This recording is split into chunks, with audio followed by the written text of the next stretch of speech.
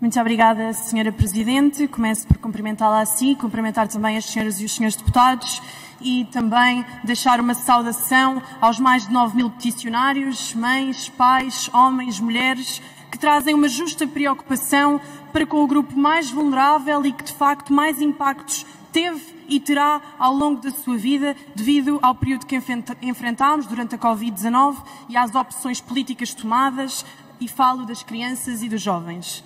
De facto, o Chega acompanha as preocupações vertidas nesta petição e lamentamos, acima de tudo, que não tenha existido um debate amplo e livre sobre as opções tomadas. Não houve efetivamente a oportunidade de se falar abertamente sobre os benefícios ou as consequências da escolha, e dizemos que efetivamente deveria ter sido uma escolha e não uma imposição, mais que não seja pelo alarmismo, pelo terror gerado e pelas liberdades que foram suprimidas aos portugueses e que só poderiam ser reconquistadas mediante a toma de uma vacina ou a apresentação de um certificado. Grave também, senhores deputados, é vermos a liberdade de pensar suprimida, porque efetivamente quem ousou questionar e pensar criticamente foi automaticamente categorizado como negacionista, chalupa, doidos anti-vacinas, apenas e só por se questionarem sobre riscos e benefícios do que eu repito, deveria ter sido uma escolha consciente de saúde. Vimos redes sociais banirem discursos, policiarem posts, numa censura permanente, e esta causa permaneceu em silêncio. Eventualmente até acredito que pais e mães aqui se questionaram e tiveram receio se efetivamente os seus filhos deveriam ou não ser vacinados, mas que não tiveram coragem de verbalizar por medo de serem cancelados ou censurados. E isto deve-nos levar a uma reflexão. Que democracia é esta? Que ditadura de higiene sanitária é esta que limita a liberdade de expressão? Mais, que ditadura sanitária é esta que mantém os contratos de vacinas ainda não publicados no portal base? Que ditadura sanitária é esta que chumba a comissão de inquérito para a verificação e avaliação do período de Covid-19 apresentada pelo Chega? Afinal, senhores deputados, o que é que há a esconder sobre este período? Por isso, sim, o Chega preocupa-se com os episódios de miocardites e outros eventos adversos que ainda não foram estudados e que também ainda não conseguimos compreender o real impacto, sobretudo a médio e longo prazo. Mas no que concerne e no rol de consequências nefastas estão também os danos sociais e psicológicos que deixaram marcas para esta geração de jovens e crianças que viveram confinamentos forçados, que foram privados do contacto físico, que tiveram sujeitos a aulas à distância, que viram as suas aprendizagens e as suas experiências de vida dificilmente recuperáveis. Um estudo recente da OMS diz-nos que os adolescentes portugueses estão cada vez mais infelizes, sendo que 1 em cada 4 jovens portugueses diz que não é feliz. Mais, 1 em cada 6 jovens portugueses já se automutilou. E estes são dados que nos têm que fazer tremer. Têm que nos fazer tremer.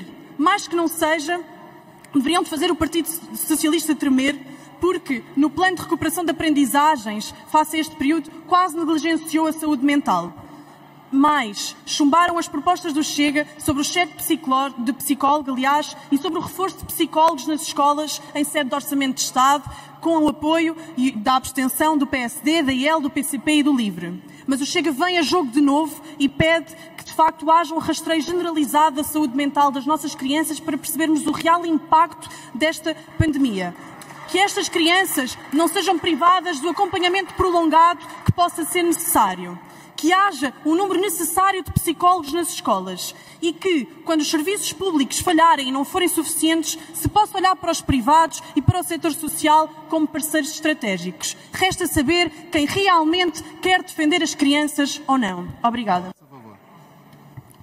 Muito obrigada, Sra. Presidente. Senhores deputados, eu não sei se todos se deram ao trabalho de ler a petição, mas talvez se o tivessem feito perceberiam que traz um conjunto de verdades que não podem ser negadas. Portanto, faltam dados de segurança das vacinas e noção dos seus efeitos nocivos a médio e longo prazo. Faltam dados que nos provem porque é que há uma taxa excepcionalmente alta de efeitos adversos desta vacinação face a outras. Sim, é antiético vacinar crianças para proteger adultos. Sim, é antiético usar as crianças para experiências laboratoriais. Sim, e portanto, afirmar isto é de elementar justiça e é sempre legítimo questionar em democracia. O que não é legítimo é vermos senhores deputados chamarem peticionários de chalupas. O que não é legítimo é verem senhores deputados deputados do Bloco de Esquerda que não leram a proposta do Chega e por isso não percebem porque é que falamos de saúde mental, devirem fazer um conjunto, uma salada russa de ideias para depois desvirtuar aquilo que foi dito ali de cima. Portanto, Sr. Deputado, se só tem 5 elementos no seu grupo parlamentar e se não tem assessores suficientes para fazer o seu trabalho, é um problema que é seu. Mas não venha mentir aos portugueses.